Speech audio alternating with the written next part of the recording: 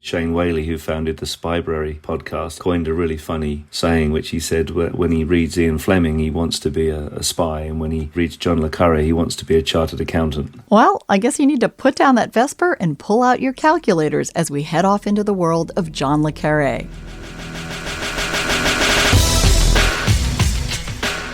Welcome back to listener-supported KPBS Cinema Junkie. I'm Beth Accomando.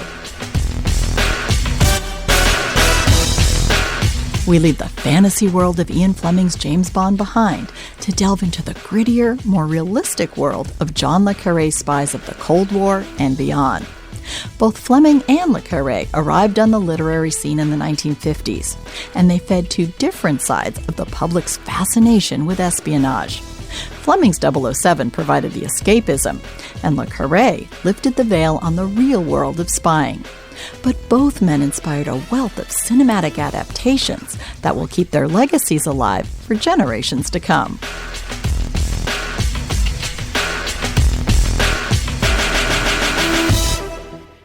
I want to let John Le Carré, speaking at a South Bank Center event, provide his own introduction.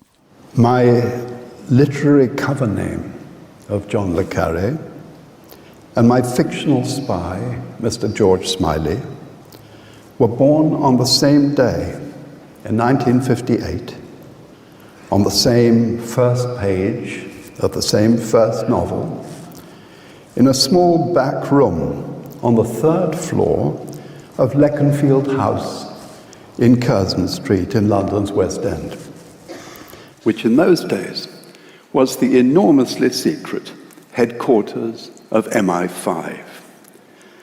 By secret, I mean, of course, that every London taxi driver let out a knowing chuckle when you gave him the address, and bus conductors plying Park Lane had to be restrained from yelling, "All out for MI5," when the bus pulled up at the Curzon Street stop.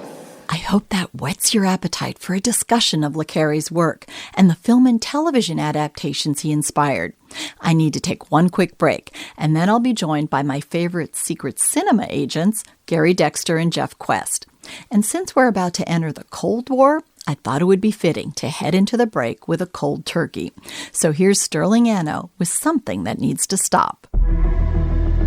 Sterling Anno here from the Horrible Imaginings, Oceanside, and San Diego Underground Film Festivals.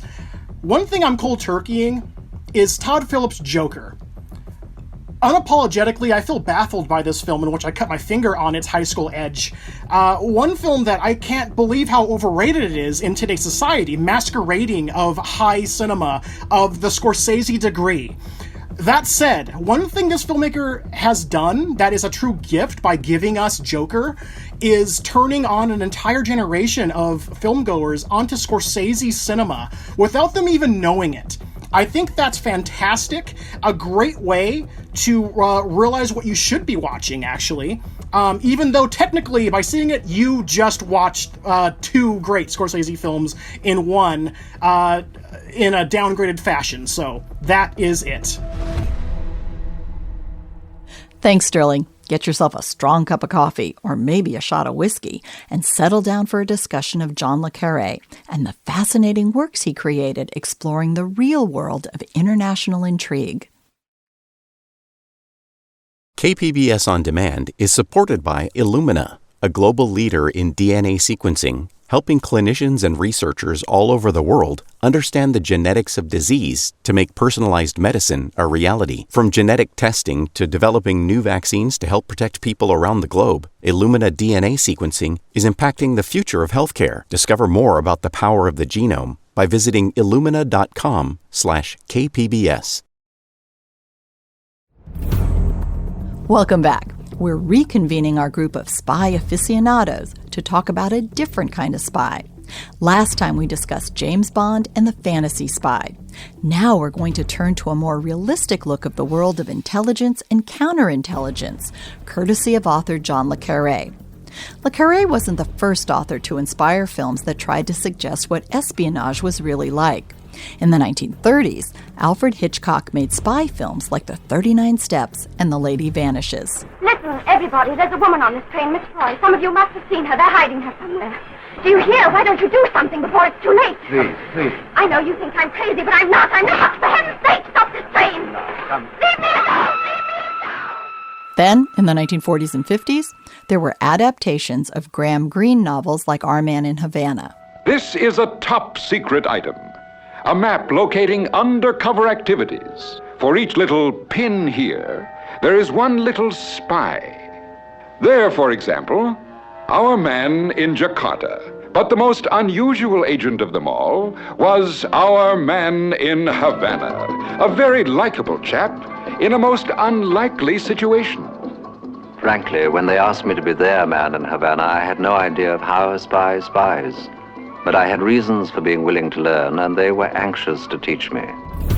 I asked Jeff Quest and Gary Dexter to recall the earliest films to deal with spies, and Jeff dug way back for some examples. Well, I mean, you can go way back to the silent era. I mean, you have Fritz Lang did a couple of spy films, and I mean, even Buster Keaton, right? I mean, The General has spies in it, so you can go really far back. But I think you're right to kind of set it a little further. I think when we think of modern spies, we think of the Cold War, and so we don't really see that kind of gritty spy film start until kind of when you get to the 60s.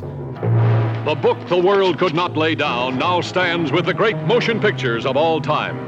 John Le Carré's magnificent best-selling novel, The Spy Who Came In From the Cold, the real no-holds-barred inside story of espionage. From one side of the Iron Curtain to the other. Of Lemus, the spy, who's been there and back. The man who has seen the dirt as well as the dazzle. Certainly, like the modern context, Jeff's spot on there. I personally tend to associate it with the earliest adaptation of Buchan's The 39 Steps. There were two men there who wanted to kill me. Really, you should be more careful in choosing your gentleman friends. No, you don't understand. Well, you don't make it very easy for me, do you? Beautiful, mysterious woman pursued by gunmen. Sounds like a spy story. It's exactly what it is. Only I prefer the word agent better. Agent? For what country? For any country that pays me. Now, what is your country? I have no country. Well, with some of those early Hitchcock spy films, they still had a bit of a cinematic flavor to them. They were a little bit more realistic than what we might consider the Bond films to be, but they still, there was still a bit of a cinematic flair, a bit of Hollywood going on there. My good girl, I'm accused of murder. Can't you realize the only way I can clear myself is to expose these spies? You still can. The man's going to the London Palladium. Really? First house or second house? I'll get there 5 hours late. Fine. The show will just about suit you. What's that? Crazy month. So, as Jeff mentioned, I think it really was the 1960s where we start to see a real significant and distinct shift in tone. And the film, for me, that I remember vividly was the 1965 adaptation of John Le Carré's The Spy Who Came In From the Cold with the absolutely fabulous Richard Burton. We have to live without sympathy, don't we? We can't do that forever. One can't stay out of doors all the time. One needs to come in from the cold. I'm an operator, Control. Just an operator. There's a vacancy in banking section which might suit you. Sorry, I'm an operational man. I'll take my pension. I don't want a desk job. You don't know what's on the desk. Paper. I want you to stay out in the cold a little longer. So does this kind of feel like the turning point, or at least a touchstone for that? It definitely does for me. That's one of my favourite all-time espionage movies. It's also one of those rare beasts of a very, very faithful adaptation of its source novel. Yeah, and I think it's definitely a key milestone on the road, if not the origin of sort of the modern style of plausible, if not realistic, spy movie. No, I'd say since the war, our methods, our techniques, that is, and those of the communists have become very much the same. Yes. I mean, occasionally, we have to do wicked things. Very wicked things indeed. But You can't be less wicked than your enemies simply because your government's policy is benevolent. Yeah, I'd agree with Gary. I think this was really one of the first films to grapple with the Cold War and the way that we think of it nowadays.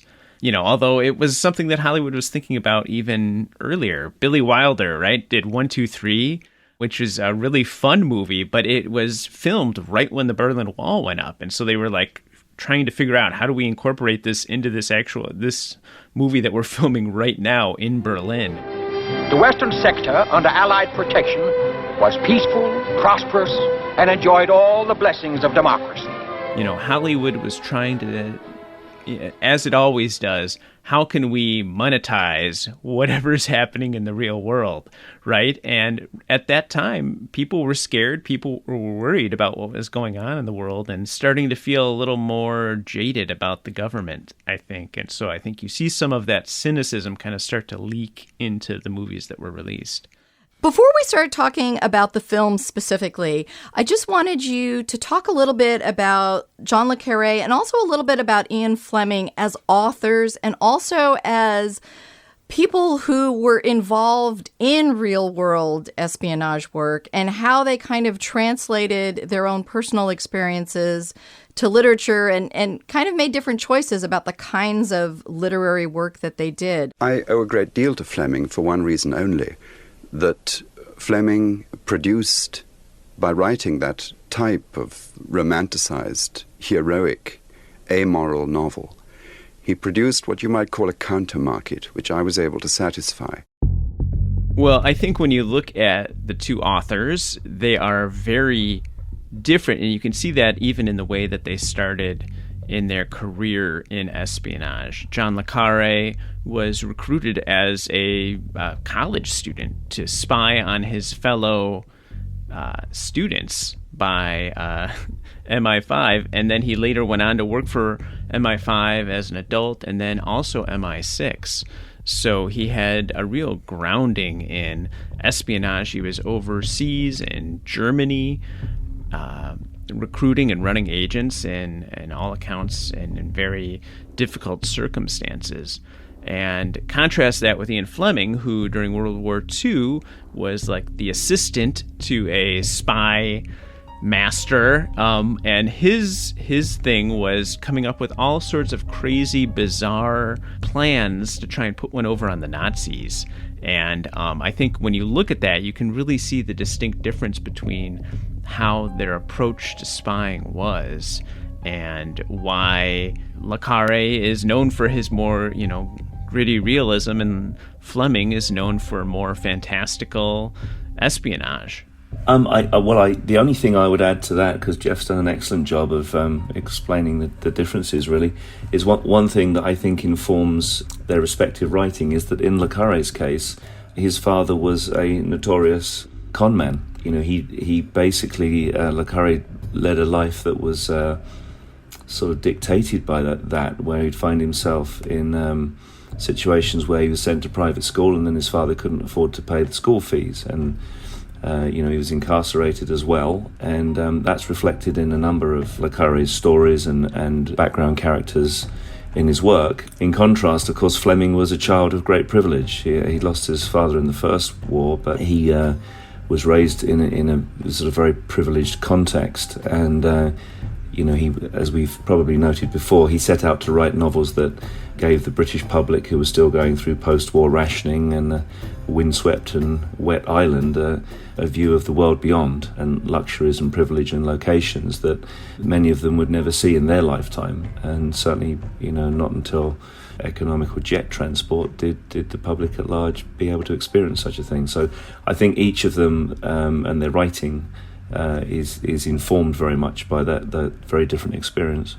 Do you think the fact that they both actually worked in espionage helped to make their novels kind of unique in terms of what was being offered to the public? Was that part of the draw and attraction that people had, or did people not know that that's what their background was? John Le Carré very famously denied that he was working, he had worked for any sort of secret service for a long time. He was just known as somebody who worked in the Foreign Office. No, I don't want to answer that question. But it was a pretty open secret that there was something more going on there. As soon as you say you're a spy writer, there is a certain portion of the audience that's going to assume that you have some sort of spy background, whether that's true or not. And people are very willing to take that on and accept that mantle, whether it is true or not. And so I think that's just part and parcel with spies, because we're so used to them playing with the truth. Yeah, that's very true. It's a sort of unique position for an author to be in, because, you know, people that write books about serial killers are not presumed to be serial killers themselves. So it's kind of unique to the espionage genre. I think in Fleming's case, he didn't really make any bones about it, about having worked for Admiral Godfrey and his role as described by Jeff during the war. But again, as Jeff just said, Le Carré infamously dissembled throughout his writing career about the degree to which he did any spying and the significance thereof. And really, it was only in more recent, later interviews that at least he dissembled a bit less. And to some extent, I think that was a bit of a necessity after the biography was published.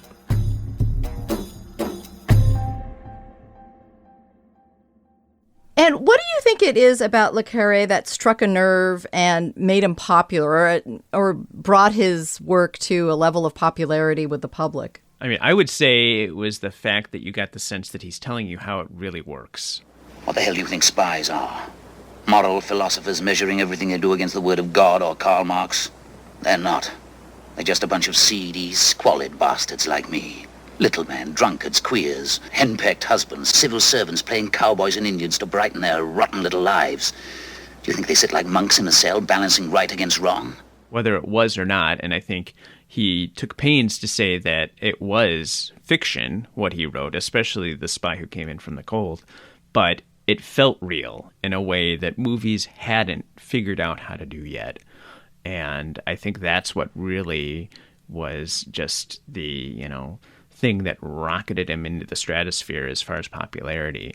There was a sense that this is what's going on behind closed doors, and I'm going to show it to you. And how do you not want to know? You want to know the secrets. We want to know the secrets that are happening, right? There's a mole right at the top of the circus. He's been there for years.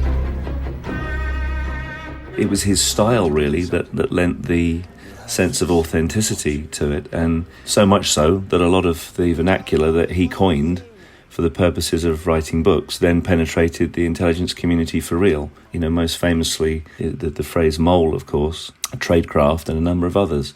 So it was very much, I think, a style that he wrote in, informed by his own experience, to just create this sense of verisimilitude. A lot of the joy of Le Carré's books is just reading the character interplay, the dialogue, and the way people relate to one another. And in the faithful adaptations, of course, that makes the viewing equally pleasurable.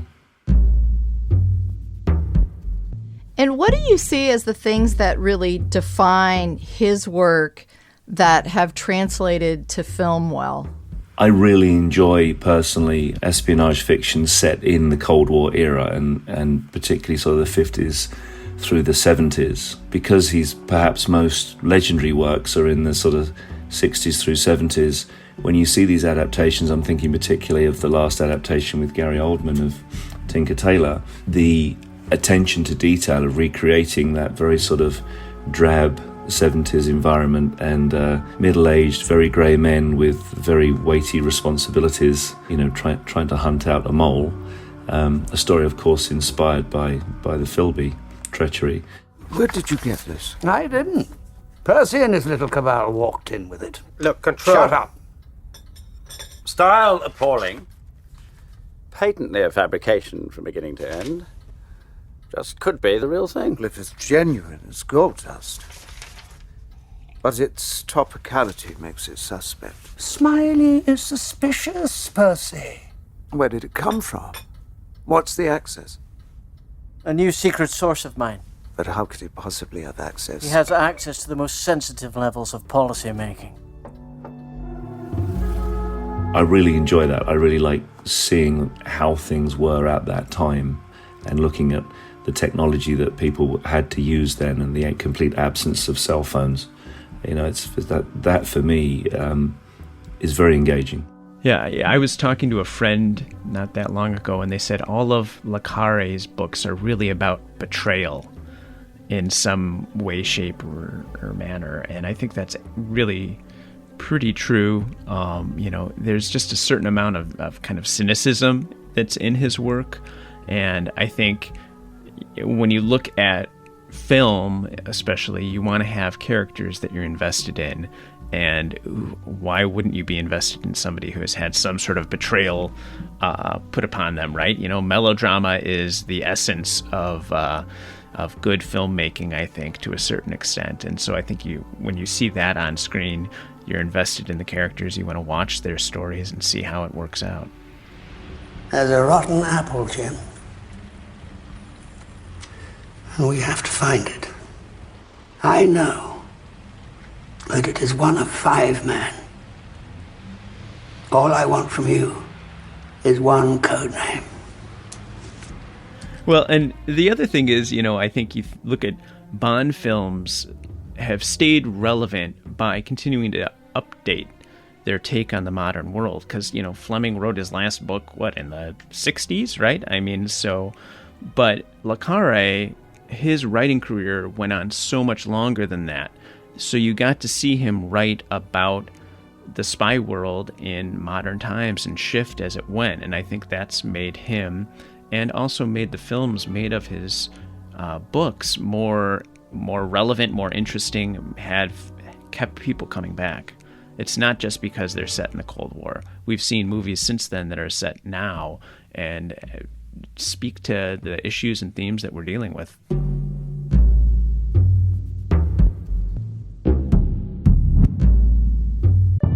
I received the removal notice in February. The first thought that came to me was, why me? Should the people who risk their lives to defend this country be forced to leave it? Veterans are dying without their family, without the country they fought for. I didn't get married to live a world apart from him. We're gonna keep fighting for the veterans so this nightmare ends. Starting November 16th, watch American Exile on the PBS video app or online at video.kpbs.org. I need to take one last break, and then I'll be back with Gary and Jeff to finish our discussion of Le Carré and real-world spies.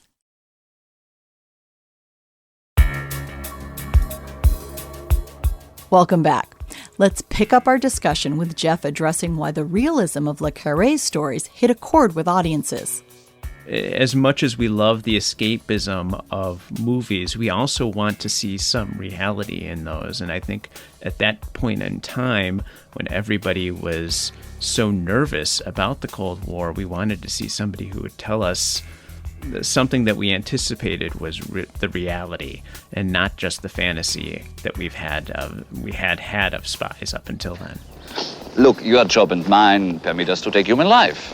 If I want to kill you, and I can only do it by putting a bomb in a restaurant, and that's the way I'll kill you. That's what I'll do. Innocent people die every day. They might as well do so for a reason. Afterwards, I may draw up a purely academic balance. 20 men killed 15 women, 9 children, and an advance of 3 yards. What about you? If ever I have to break your neck, I promise to do it with a minimum of force. I also think society, the way it was changing from the mid-60s and particularly into the 70s, was far more ready to embrace moral ambiguity. And that's something that is very, very different, say, between Le Carré and Fleming. I mean, Fleming's very much a black and white archetypical story, and the villains are usually actually suffering physical disfigurements to sort of further highlight them as the bad guy. And Bond, though not an aspirational character, is very much clearly the protagonist and the hero of the hour. And Le Carré, and it's never more evident really than The Spy Who Came In From the Cold, he's very, very keen to put across in his writing that, you know, that there are no good guys and bad guys. It is all about perspectives, and the perspectives themselves are not stable and constantly shifting. And the people doing this work are as non-aspirational as it's possible to be. I don't believe in Father Christmas. I don't believe in God or Karl Marx. I don't believe in anything that rocks the world. But how do you sleep? You have to have a philosophy. I reserve the right to be ignorant. That's the Western way of life. I couldn't have put it better myself. You think ignorance a valuable contribution to world knowledge. You fight for ignorance. Go to hell. Look, all I want to know is why. What's the motor? As a matter of fact, I invented the combustion engine and the two-way nappy. I'm a hero of the Soviet Union. I wear the Order of Lenin on my rump. I'm a man, you fool. Don't you understand? A plain, simple, muddled, fat-headed human being. We have them in the West, you know. That's what it's all about. Well, another thing during the 60s is, you know, once you have the Kennedy assassination, for Americans, it feels like we have this certain loss of innocence at that point in time where I don't know if we grew cynical at that point or just felt like we could handle some of these darker kind of ideas better. But it seems like that point in American history is sort of a turning point culturally on a certain level. And I don't know if that made doing films like The Spy Who Came In From the Cold or adapting more realistic spy novels something that seemed that audiences might be more willing to embrace at that particular moment in time. I think that's very likely, especially, you know, with its proximity to the Cuban Missile Crisis, when the world at large was confronted with the reality that, you know, we got very close to wiping ourselves off the face of the earth. This government, as promised, has maintained the closest surveillance of the Soviet military buildup on the island of Cuba. Within the past week, unmistakable evidence has established the fact that a series of offensive missile sites is now in preparation on that imprisoned island. And those two things together couldn't do anything but cause a sea change in societal attitude. Kennedy assassination, you know, led to these, you know, conspiracy theories about what happened there. And I think that plays right into then the kind of next loss of innocence that America had with Watergate. And, you know, I think that plays right into the 70s and all those conspiracy movies that we end up seeing at that time. And do you have any particular adaptations, film or TV, of Le Carré that you'd like to single out? It's no surprise, and it's Alec Guinness's portrayal in the BBC television series, and then later Smiley's People. Vladimir's dead. Shot dead on Hampstead Heath. Too bad. That old man, huh? Too bad. Oliver Lacon's asked me to sweep up the bits. As you used to be the group's postman, I thought I'd have a word with you. Sure. You knew then about his death? Read it in the papers. Any theories about who did it? At his age, George. After a lifetime of disappointments, you might say. No family, no prospects, the group all washed up. I assumed he had done it himself. Naturally. Naturally. Anyway, you didn't do it, which is nice. Ha! George, you crazy? That was, I think that it's a demonstration of how iconic it is, that although Gary Oldman's portrayal of Smiley is its own beast, but he essentially sought out the exact same pair of glasses to personify the character, because, you know, that was something that Guinness latched onto and made it so iconic. But it's not a movie, and the movie iteration is very different. But I think it's still very underrated, the movie adaptation, and I think it's extremely good. I'm retired, Oliver. You fired me. The thing is, some time ago, before Control died, he came to me with a similar suggestion. That there is a mole. He never mentioned his suspicions to you? No. Oh, I just thought it was just you were his man, so to speak. What did you say to him? Well, I'm afraid I thought his paranoia rather got the better of him. He was going to put his whole house down. That bloody mess in Budapest. Damn it, Georgia. It's your generation, your legacy. But as I said before, for me, The Spy Who Came In From the Cold, it's not only one of my favourite movies, period, but it's such a great adaptation from the novel to the big screen, and shooting it in black and white at a time when, Technicolor was the norm, only adds to the air of menace and ambiguity and confusion. You'll never get away with it, What will they find in the morning? Empty cells, Lemurs. Open doors. Escaped prisoners. A car missing. There's a conspiracy, I shall have to find the guilty ones, the accomplices.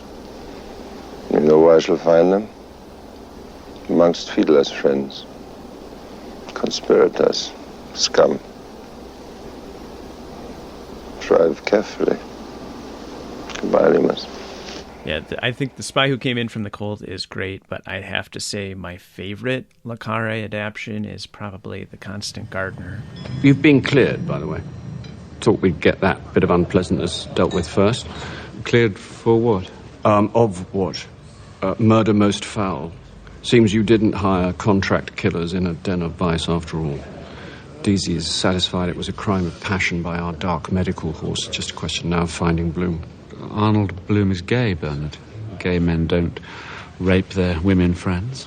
Well, I've known one or two very savage queens in my time. And it's funny because that's a film that is only maybe tangentially spy related, but I think it's probably it's the one version that I feel has added to the material versus, being something that's maybe taken away or just been different. I think it made that book stronger in the way that it was filmed. The acting, the performances were just outstanding, and the director did an amazing job. It looks beautiful, and it rightly won a number of Oscars because I think it was just so well done. And I think Le Carré viewed it as his favorite adaptation of his work. Now, you did mention that there are TV adaptations of his work, and one thing about television or the series format is that for books that are fairly complex and have this sense of like layered betrayals, and on top of that dealing with themes of espionage and how governments work and how, all this stuff plays out, the longer format seems to allow for a little more time to develop some of that with a little more clarity and a little more depth. So do his books maybe sort of lend themselves well to that serialized format on television or Netflix or, any of these streaming services? The Night Manager was such an enormous international success that I think it introduced a lot of people to Le Carré, particularly folks from the younger generation. And, it's afforded further opportunities for adaptations in the long form. My name's Spy. I'm the Night Manager. To bring the money to us, we give you back the boy. You'll be in so deep, you'll worry that you'll never get out. I got nothing to lose. Go! You saved my boy. Welcome to the family. And of course we saw Little Drummer Girl, which for me the television adaptation is vastly superior to the earlier film adaptation. We believe that you have talent and it is being wasted. And if you decide to collaborate on this performance, you will never be wasted again. What's the character? You'd let me die just to get to them, wouldn't you? And I'm hoping we'll see more of that. There's a long-rumoured readaptation of The Spy Who Came In From the Cold, but it seems to be stuck in the infamous Hollywood development hell at the moment. But I'm hoping that it comes to surface. But, there's a huge body of work from which to draw from, so we're not short of potential adaptations. To move away from Le Carré just for a bit, another author from the 60s, or not from the 60s, but whose work was adapted in the 60s and became popular, and one author that I enjoyed reading was Len Deaton. And his spy, if I remember properly in the book, never had a name. But in the movies, he was embodied by Michael Caine, who became the character of Harry Palmer. You have forgotten your name. In truth, his name is Michael Caine, and no one will forget his name. Michael Caine. He walks straight into sensational stardom in the Ipcrest File, as he gets right under the skin of the brash, cocky, wry-humored Harry Palmer. The soldier seconded from the army for security duties, who's never far away from a girl, and always closer than close to trouble. As far as as Michael Caine as Harry Palmer in those films is concerned, I think it's fantastic. I rewatch those films very regularly, and of course they were produced by one half of the Bond producers, Harry Saltzman, and you always get the sense when Caine is playing Harry Palmer, but you always get the sense that he's almost winking at the camera. It isn't usual to read a B-107 to its subject, Palmer, but I'm going to put you straight. Insubordinate, insolent, a trickster, perhaps with criminal tendencies. Yes, that's a pretty fair appraisal, sir. Good. That last quality might be useful. You have quite a sort of anti-Bond, as were the books, where there's discussions about impenetrable paperwork and forms that have to be filled in triplicate and so forth, and yet at the same time you're kind of seeing London in the swinging 60s, and every time you see Harry walking down a London street, you're half expecting him to sort of wink at the camera. So for me that's the joy of those, and certainly some very realistic aspects of espionage in them. Yeah, I would say those books and films, they kind of like split right down the middle, Bond and Le Carré, in that it was a very real kind of feel towards spying, yet with some really fantastical elements mixed in there. Induction of psychoneuroses by conditioned reflex under stress. What does that mean? It means I know now why 17 scientists ceased to function. Yes. Look again, boy. I-P-C-R-E-S-S.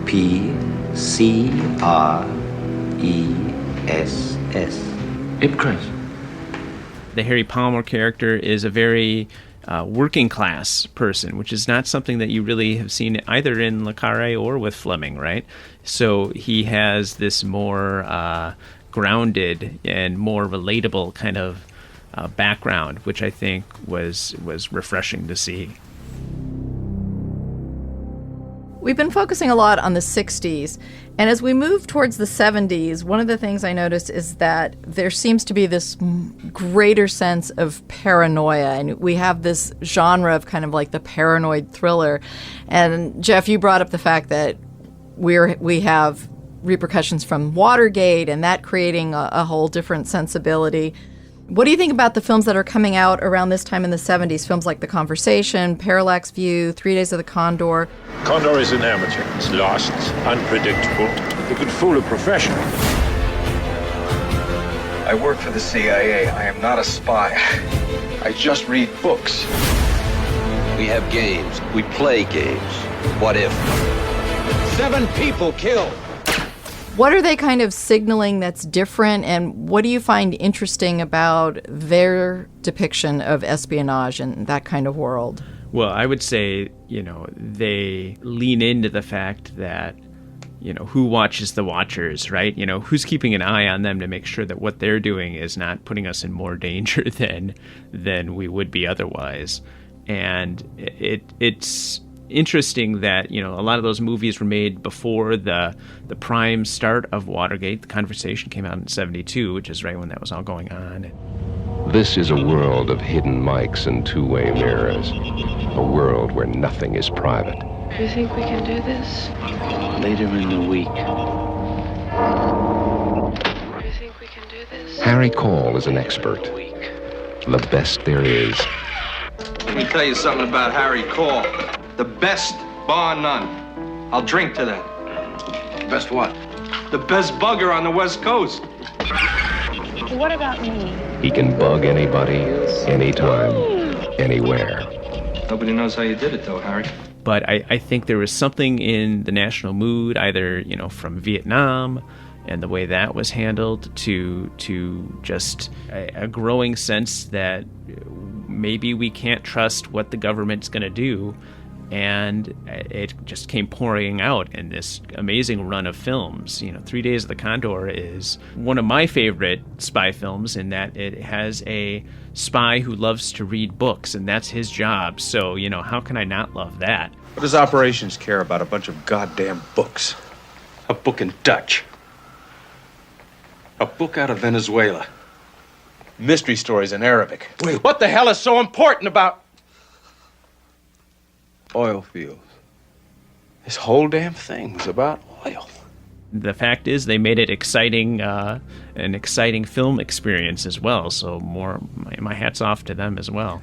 Yeah, well, no surprise. We're very much in sync there. It's 3 Days of the Condor is absolutely among my favourite movies of any genre, and I like how uncompromising it is as well. It's a savage movie, and it's got a very, very satisfying ending. The conversation, I think, is very much about the human cost on people of doing this job. I mean, the end of that, when Hackman's character is losing his mind and pulling his apartment to pieces, is really traumatic to watch.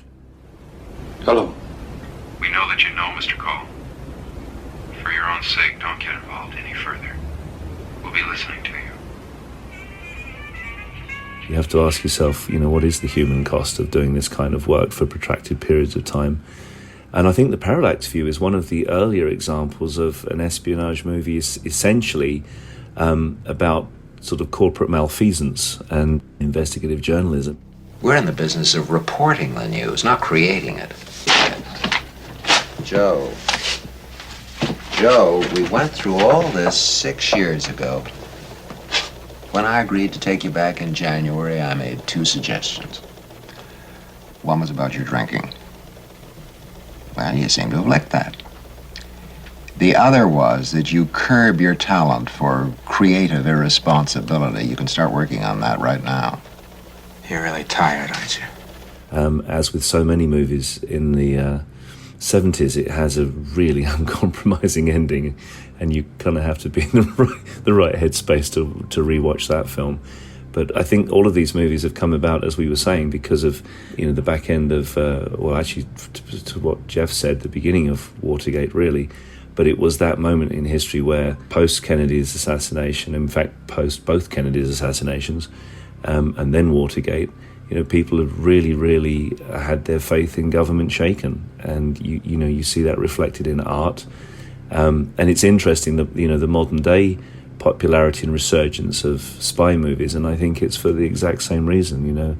This go round, we've got distrust in the government and extreme polarization as well. But I think those 2 moments in history are reflected in art for the same sort of reasons.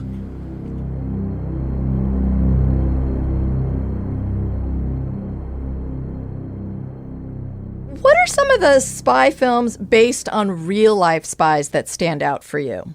For me, in the more modern era, I really like Breach, about the Robert Hansen case of the FBI traitor. That one's a favourite of mine. He's a traitor, Eric.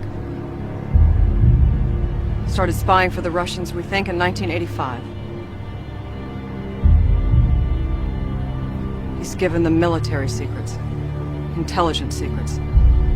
He gave them our continuity of government program, which told them where the president would be taken during a nuclear or terrorist attack, and the vice president, and the Congress, and the cabinet.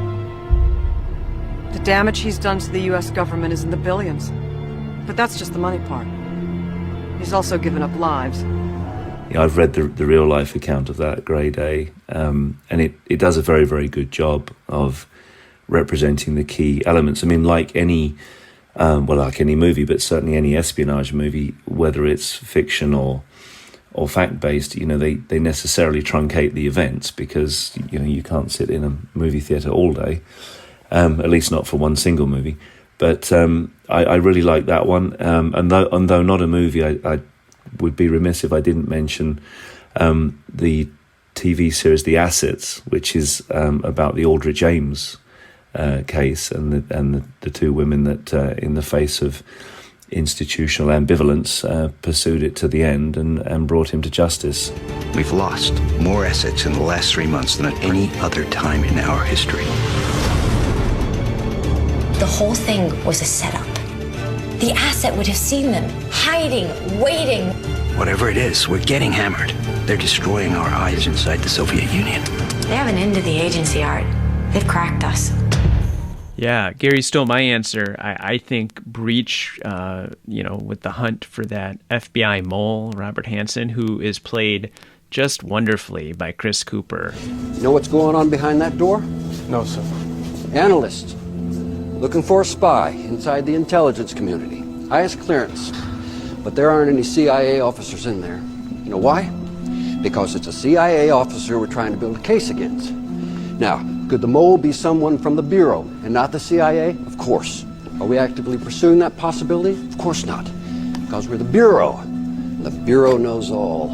He is just kind of this malevolent, evil guy, and he pulls it off so well. It's really just a fascinating character study, and at the same time, you're just totally drawn into this spy operation.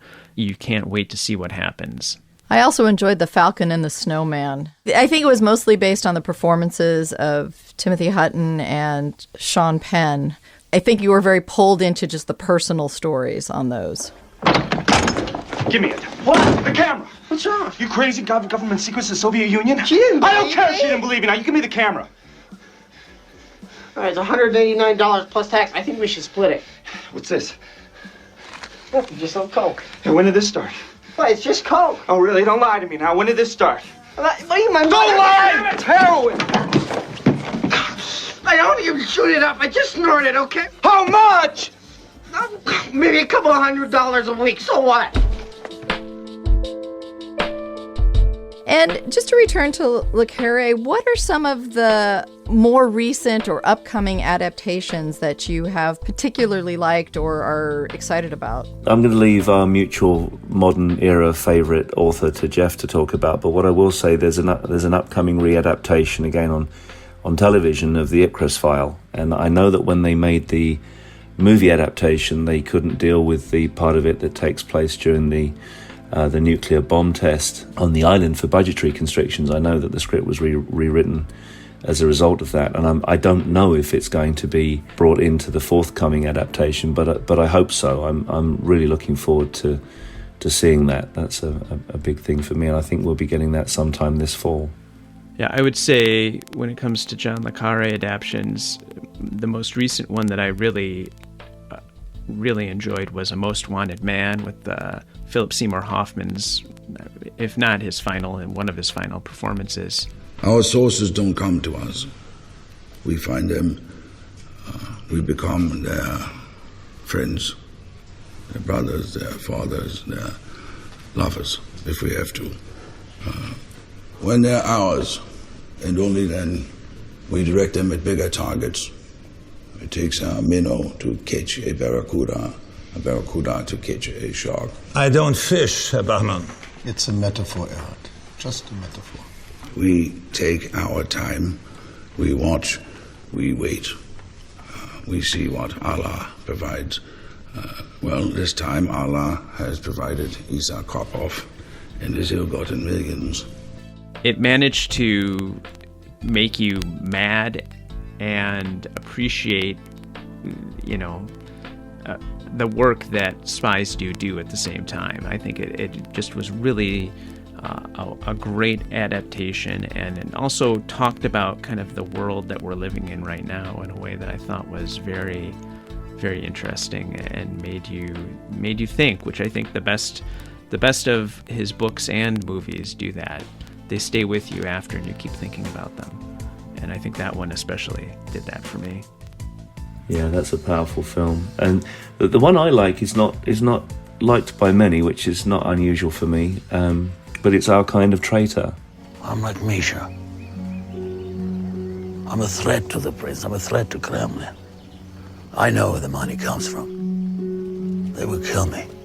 They will kill my family too, if you don't help me. Help you? What can I do? When you go back to London, give this to your MI6. At the airport, you tell them you have a gift from the #1 money launderer from the Russian mafia. Tell who? Dima, you've got the wrong guy. I have no one else. for me anyway, it's got some standout performances in it, not least of which is Stellan Skarsgård. But I really enjoyed that, but I seem to be somewhat in the minority, but I think it's worth checking out. And I know I like to focus mostly on film, but I know both of you have an affection for a lot of the TV series and serialized adaptations. So to go out with, would you like to mention any TV shows or series that are espionage, that present a more realistic world of espionage that you'd like to highlight? With all of the streaming outlets out there right now, there's just a bounty of spy. It seems like every streamer has to have their own little spy show that's serialized, and so I think you can't throw a rock without hitting one. Some of my favorites have been, I love The Night Manager. I thought that was great. Berlin Station is another really good spy TV show that's out there, and there's one on the horizon with our very own George Smiley, Gary Oldman, taking the lead in Slow Horses, which is an adaptation of McHarren's McHarren's novel series that I think is going to be really great on Apple TV coming up very soon. They're finishing filming up the second season right now, and they haven't even released the first one yet. So. Yeah, certainly very excited for that. There's an Israeli show on Netflix called Fauda, which sort of straddles the line between espionage and, I hesitate to say thriller. I suppose it's almost a sort of military thing, but it concerns itself with Israeli counterterrorism units, and that's extremely grounded and a very good show. There's at least 3 seasons of it, maybe more. Well worth a look. Also, the film with Martin Freeman, The Operative, that's a terrific and very, very grounded film, and actually has, as we were discussing just now, it's got a 70s style ambiguous ending on it as well. But I really enjoyed that. But as Jeff says, really, you can't throw a rock without hitting a spy show at the moment, and I think it's going to be that way for some time, at least until we regain some trust in our government. All right. Well, I want to thank you both very much for talking about both fantasy spies and now real-world spies. It's been really delightful, and maybe we'll have to reconvene next year for the 60th anniversary of Cinematic Bond and talk a little more about some of those aspects. Fantastic. Thank you for hosting us. Yeah, thank you so much. It's been great talking.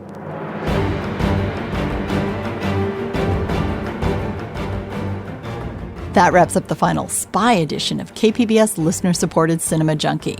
Next, we leave the Cold War world behind, but hold on to some of that darkness and betrayal as we head into the shadowy terrain of film noir with TCM's Noir Alley host, Eddie Muller. Beth, the key to what made noir so unique and special and a bit subversive in Hollywood of that era was that it was the first time that the people who were doing the wrong thing were the protagonists of the films. And remember to check out Cinema Junkie's companion videos from the Geeky Gourmet, because I take a field trip to the Lion's Share to speak with a mixologist about cocktails that are full of intrigue. There are a number of rules for cocktail making, and the Vesper breaks like most of them. You can find the videos and more podcasts at kpbs.org/cinemajunkie.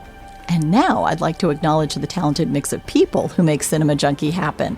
Podcast coordinator Kinsey Moreland, technical director Rebecca Chacon, and director of sound design Emily Jankowski. Till our next Film Fix, I'm Beth Accomando, your resident Cinema Junkie.